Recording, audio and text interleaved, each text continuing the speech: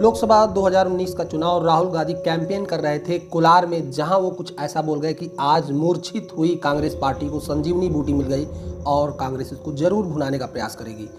सूरत court ने 168 page के judgement में कहा कि राहुल रुक सकते थे अपने भाषण में, पर वो जानबूझकर नीरव मोदी, ललित मोदी जैसे भगोड़ों की तुलना करने के बाद अंत में बोल दिए मोदी नाम के लोग चोर होते हैं।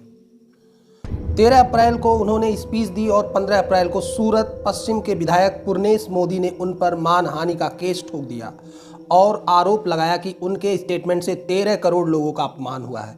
फिलहाल सूरत कोर्ट का फैसला आया और 2 साल की सजा मुकर्रर हुई राहुल गांधी की और साथ साथ संसद सदस्यता भी चली गई।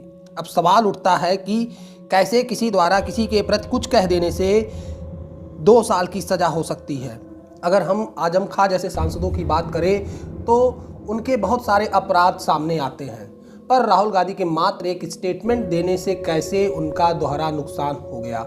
नमस्कार दोस्तों, स्वागत है आपका इस वीडियो में। इस वीडियो में हम पूरे डिटेल में देखेंगे क्या होता है डिफेमेशन केस, क्या यह आर्टिकल 19 में प्रदत्त राइट टू एक्सप्रेशन का वायलेशन है और किन परिस्थितियों में किसी सांसद की सदस्यता रद्द हो सकती है। तो अगर आप पहली बार इस चैनल पर विजिट कर रहे हैं तो चैनल को सब्सक्राइब अवश्य करें, वीडियो को लाइक और शेयर करें तथा अंत तक वीडियो में बने रहें, जिससे आप पूरी तरह से क्रिस्टल क्लियर हो जाए कि आपकी स्वतंत्रता कहाँ तक है और कहाँ तक नहीं है।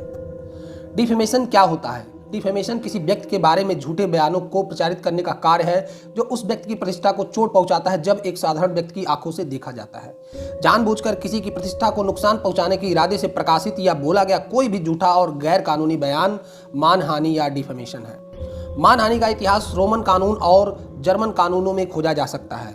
जानबूझकर किसी के प्रति अपमानजनक बातें कहने पर रोम में मृत्यु दंड तक देने का प्रावधान था। डिफेमेशन सिविल तथा क्रिमिनल दोनों प्रकार का ऑफेंस है। जब यह सिविल ऑफेंस की तरह से ट्रीट होता है तो इसमें कोई जेल नहीं होती है, बल्कि डिफेम व्यक्ति को मॉनेटरी कंपनसेशन मिलता है। जबकि जब मानहानि को एक क्रिमिनल ऑफेंस मानकर कोर्ट चलता है तब उस पे आईपीसी के 2 सेक्शन लागू होते हैं।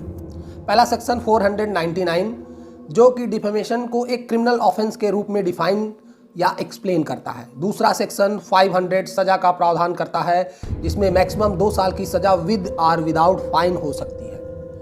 जैसा कि राहुल गांधी के केस में मैक्सिमम उन्हें 2 साल की सजा हुई है।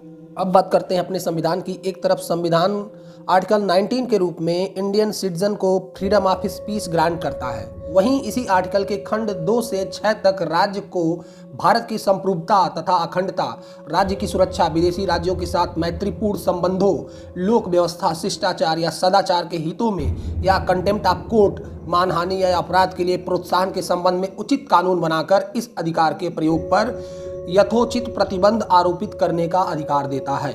यह आवश्यक है कि कानून द्वारा जो भी प्रतिबंध लगाया जाए वे उचित हों, मनमाने या सीमा विहीन न हों और न्यायालय की संतुष्टि के अनुरूप इन्हें सिद्ध करने की जिम्मेदारी राज्य की हो।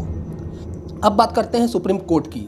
अतीत में बार बार प्रश्न उठता रहा है कि डिफेमेशन संविधान प्रदत्त आर्टिकल 19 का वायलेशन है, पर सुप्रीम कोर्ट ने अपने रूलिंग से स्पष्ट किया है डिफेमेशन कॉन्स्टिट्यूशनली वैलिड है और राइट टू फ्री स्पीच से उसका कोई कॉन्फ्लिक्ट नहीं है। सुप्रीम कोर्ट के अनुसार डिफेमेशन को सार्वजनिक गलती के रूप में ट्रीट किया जाना वैलिड है और क्रिमिनल डिफेमेशन फ्री स्पीच पर असंगत प्रतिबंध नहीं है, क्योंकि प्रतिष्ठा की रक्षा एक मौलिक अधिकार के साथ साथ एक मानवाधिकार भी है। कोर्ट ने अन्य देशों के निर्णयों पर रीअफर्मेशन कर बताया कि आर्टिकल 21 के तहत जीवन के अधिकार के हिस्से के रूप में प्रतिष्ठा का अधिकार भी शामिल है। अब फाइनली बात करते हैं कि अगर लॉ मेकर या एमपी कन्विक्ट होता है तो क्या प्रावधान है।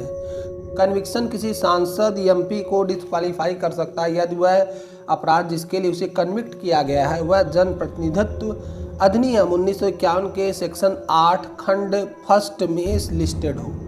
इस सेक्शन में धारा 153A, जिसमें धर्म, जाति, जन्म स्थान, निवास स्थान, भाषा आदि के आधार पर विभिन्न समूहों के बीच शत्रुता को बढ़ावा देने का अपराध, या धारा 171E जो रिश्वतखोरी के अपराध की धारा है, या धारा 171F जो चुनाव में अनुचित प्रभाव या प्रतिरूपण का अपराध व अन्य अपराध शामिल हों।